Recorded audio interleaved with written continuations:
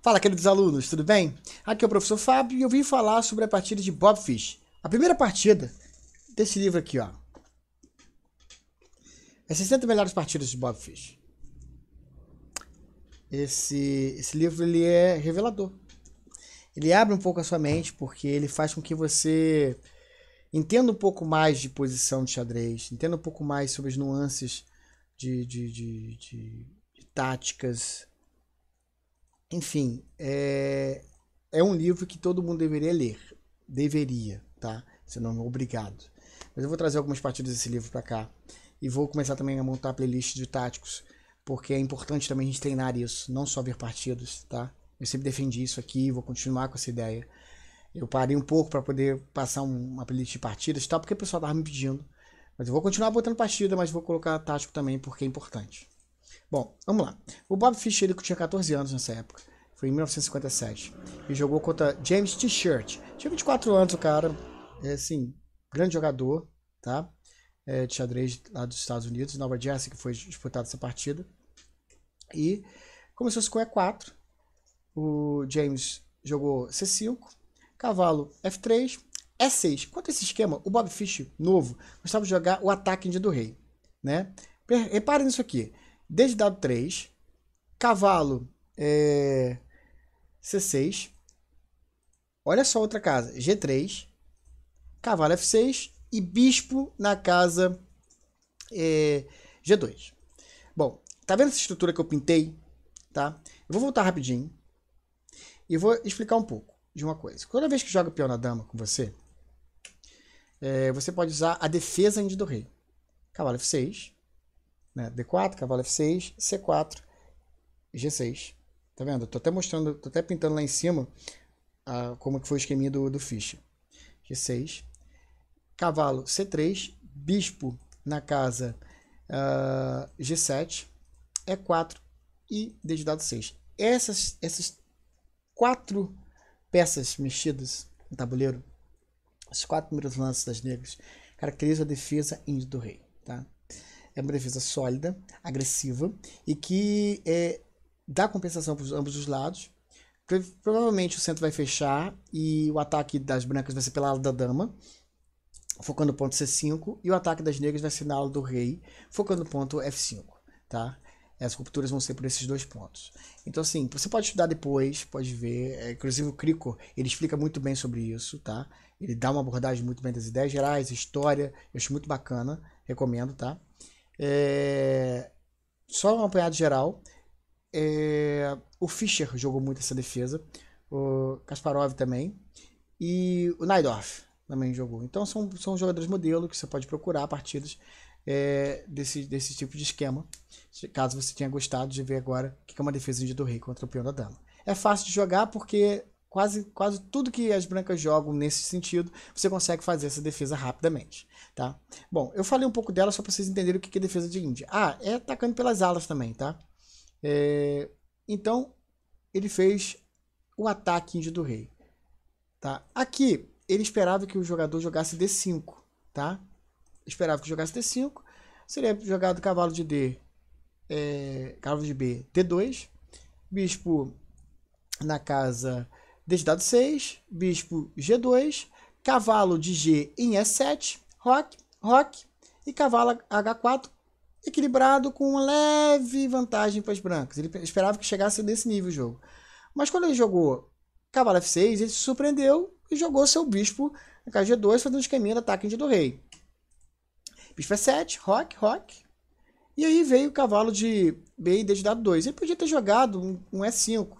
Tá? A partida continuaria com cavalo D de dado 5, cavalo de B, D de dado 2, F6, captura F6, cavalo captura F6 e torre E1 igual, equilibrado também. Ele pensou em jogar isso. Mas depois ele pensou, não, então vamos desequilibrar um pouco. Cavalo de B, D de dado 2. E aí ele surpreendeu com o adversário dele jogando torre B8. Esperava-se que jogasse o D5, tá? E aí seguiria torre E1, B de bola 5, E5, cavalo D de dado 7, cavalo F1, e aí vem B de bola 4, H4, A5, bispo F4, A4 e A3. A partir dessa jogada em 1967, tá? No futuro ele jogaria essa mesma posição, tá? Em 1967. Bom, ambos os lados equilibrados, mas também uma leve vantagem para os brancos. Ele pensou nisso aí. Mas o cara jogou com ele torre B8. Achou estranho, né? Normal, tal. Vamos ver, vamos continuar o jogo. Torre A1, desde dado 6, C3. E aí ele já achou uma imprecisão do adversário dele e não ter jogado logo B5 para justificar esse torre B8, né? Jogou B6. Ele não gostou muito. Então, ele explodiu logo a posição jogando desde dado 5. Aqui, outra imprecisão. Era melhor ter capturado, mas, na visão do Fischer, mas ele jogou dama C7. Ele começa a ver as imprecisões do adversário e começa a tentar aproveitar. Então, ele jogou o E5, né, atacando o cavalo, e cavalo foi para casa desde dado 5. Se fosse para casa D7, não seria muito bom, porque peão captura D6, bispo captura D6, cavalo E4, C captura D4, cavalo captura desde dado 6, dama captura desde dado 6 e toma aí um bispo F4 e chora. Entendeu? Então, assim, estamos no raio-x. Então não podia recuar esse cavalo. Jogou para casa desde dado 5. Continuou com o mesmo tema. Captura desde dado 6, bispo captura desde dado 6 e cavalo E4, atacando o bispo. Bom, se tira o bispo para E7, toma tático. Eu afasto o cavalo desde dado 5, que está vigiando. Desculpa. Está vigiando a casa F4. E dou aquele tático que eu preciso dar, que é o raio-x. Ou, se ele usa peão captura, peão de C5 captura desde dado 4. Cavalo captura desde dado 6, dama captura desde dado 6, peão C4, com a mesma ideia, cavalo F6 e bispo F4, aí novamente dando aquele raio-x. Vendo isso, o James jogou C4. E aí continua a ideia, cavalo captura desde dado 6, dama captura desde dado 6, e agora ele vem com uma ideia de cavalo na casa G5, de jogar a dama depois para C2 e dar o mate em H7. E aí ele voltou o cavalo de C em E7. Deveria ter jogado H6. Que vai cavalo ameaçando dama, né? Cavalo volta para E4, ameaçando dama. Dama vai para casa desde dado 8. E aí continua o jogo. Mas não, jogou cavalo de C em E7. Jogou a dama, novamente no esqueminha, C2, ameaçando mate. E aí não deveria ter jogado cavalo G6. Um bom lance para ele, talvez, seria G6. Porque por mais que eu ameaçasse a dama, um cavalo E4, dama C7, bispo H6, eu tiro a torre e fica tudo bem. Isso na análise dele, tá? Mas tem um outro lance. Tem cavalo F6, sacrificando o cavalo. Cavalo F6 cheque, cavalo captura cavalo F6 cheque, cavalo F6, desculpa, né, cheque, e bispo ameaçando dama em C7. Novamente, só para não ficar claro, cavalo F6 cheque, cavalo captura F6 e bispo F4 atacando dama e torre ao mesmo tempo, né?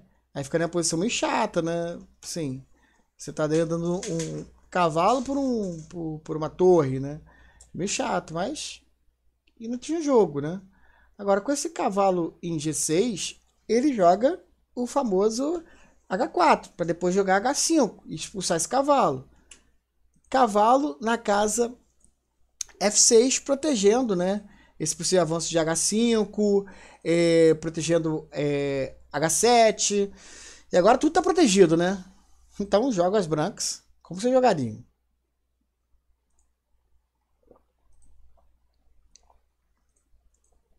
Parabéns se você viu o lance cavalo captura H7. Fischer já dizia que quando você tem uma posição muito bem jogada, um jogo posicional muito bem jogado, a recompensa são vários elementos táticos surpreendentes.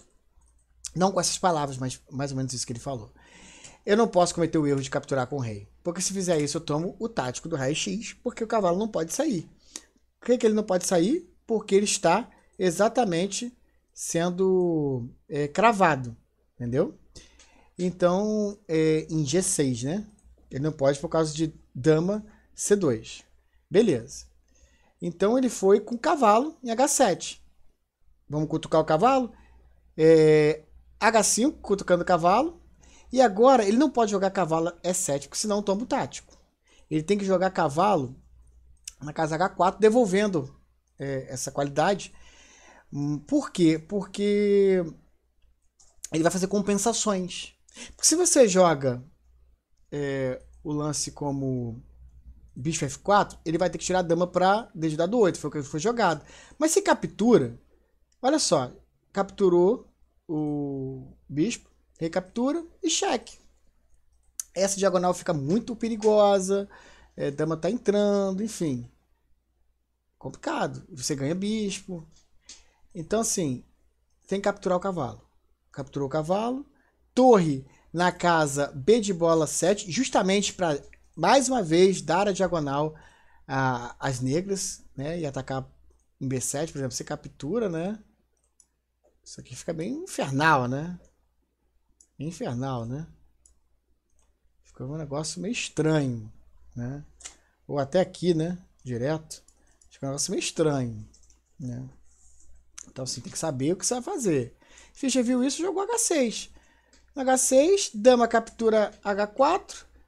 E aí ele jogou G captura, H captura G7.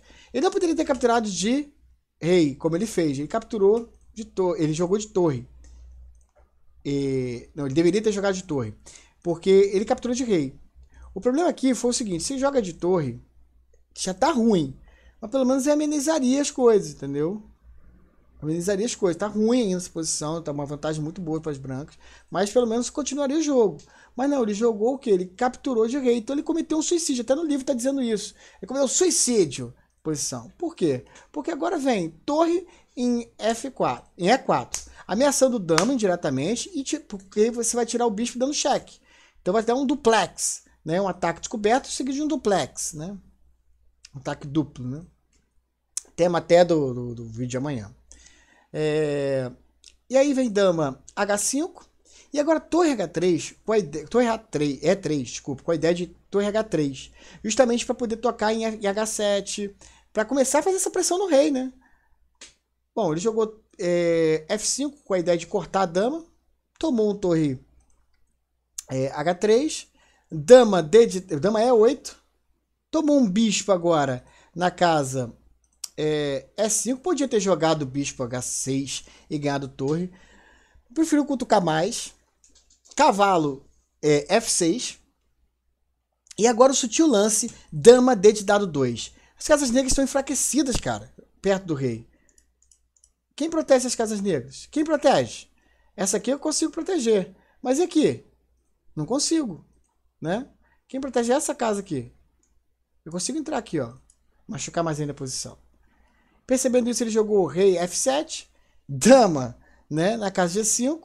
Dama E7, protegendo o cavalo. Bispo captura cavalo. Dama captura cavalo. E torre na casa H7. Essas trocas que aconteceram agora há pouco foi tudo na casa F6. Bom, rei sai para E8. Dama captura dama. E agora sim, ele tem um dilema. Se captura a dama, torre captura F6. A dama captura dama em F6. E a torre captura em F6. Vem bispo captura em B7, bispo captura em B7, torre captura em B7, então duas torres contra uma. Então ele jogou torre captura H7. E aí veio o bispo C6. Acabou, aí já acabou. Aí não tem mais o que fazer. O cara abandonou aí, tá? Depois você pode montar a posição e analisar como que você seguiria daí, até no seu final, tá? Tendo daí como você seguiria aí. E assim, seria violentíssimo, tá? Mas assim, 14 anos já botou o cara na roda. E botou bonito, porque assim, só aplicou conceito, né? Atuou em cima das imprecisões dele. Bob Fischer era assim. Entendeu? Bom, se você gostou, deixa um like. Se você não é inscrito, se inscreve, deixa um like, ativa as notificações, comenta. No link da minha descrição vai ter um canal aqui que eu vou sugerir a vocês, um canal de jogos, do Antônio, meu aluno da 701, do Centro de Estudos PH. Tá aqui Império Neto, se não me engano, o nome do canal. Eu fui lá hoje, dei uma olhada no Fortnite lá, ele jogando, dei uma curtida, comentei, né? Ativei as notificações para poder ver os vídeos dele, né? Então, você que é inscrito aqui, gosta de um Fortnite, gosta de um jogo, vai lá, dá essa moral. Ajuda ele a crescer, que nem a gente. Bom, também tem meu Instagram, tem o Instagram da Canetaria da Pan, né, que é nossa parceira, nos ajuda muito aqui no canal, contribuindo com itens de papelaria personalizados pra gente, para que a gente possa fazer nossas anotações e marcar nossos livros. Enfim, muito obrigado pela ajuda. Temos a Academia de Xadrez de Campos e a FECHERJ, duas instituições ótimas que atendem profissionais amantes de xadrez. Não só em Campos de Goytacazes, não só na cidade do Rio de Janeiro, mas no Brasil inteiro, quiçá no mundo, tá? Experimenta, vocês vão gostar. Não mais a mais, o meu muito obrigado e até o próximo vídeo.